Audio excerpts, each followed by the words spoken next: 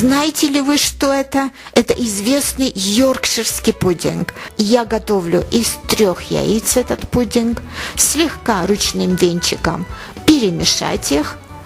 Запомните очень простую классическую формулу приготовления этого пудинга.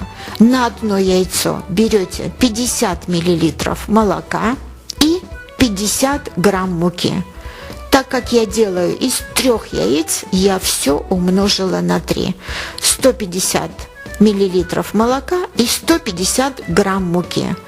Муку всегда перед использованием я вам рекомендую просеивать. Затем продолжаем вот так вот венчиком все перемешивать до получения однородной консистенции. Что вам это напоминает?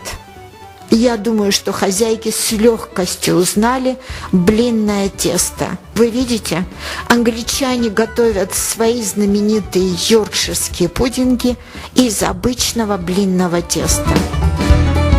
Под конец добавим соль. Можно добавить и черный молотый перец, если вы хотите. Перемешать, и на этом все, тесто готово.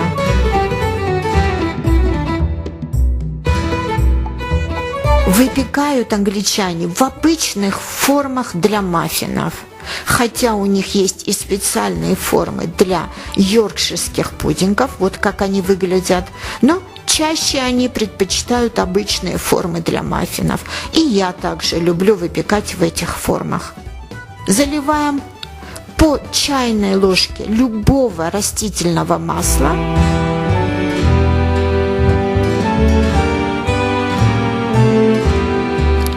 Ставим в духовку, разогретую до 190 градусов на 5-7 минут, чтобы масло хорошенько разогрелось. Переливаем эту смесь вот в такой кувшинчик.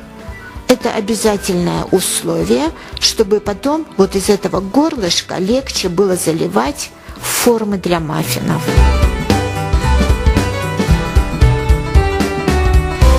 Масло разогрелось, и теперь как можно быстрее, чтобы масло не остыло, заливаем эту смесь примерно 1/3 от высоты и также ставим при той же температуре 190 градусов на 20-25 минут. Посмотрите, как они прекрасно поднимаются в духовке. Вот и все. Наши чудесные йоркширские пудинги готовы. Посмотрите, как они чудесно выглядят.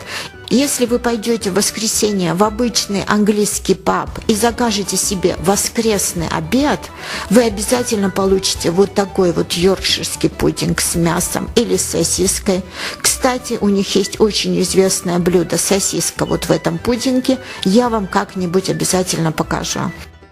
Также можно смазать этот пудинг обычным мягким сыром, сверху приложить кусочек копченой рыбки и насладиться этим чудесным блюдом. Это очень и очень вкусно. Обязательно приготовьте и попробуйте. Готовьте новые блюда и наслаждайтесь ими. Приятного вам аппетита! Подписались на наш канал?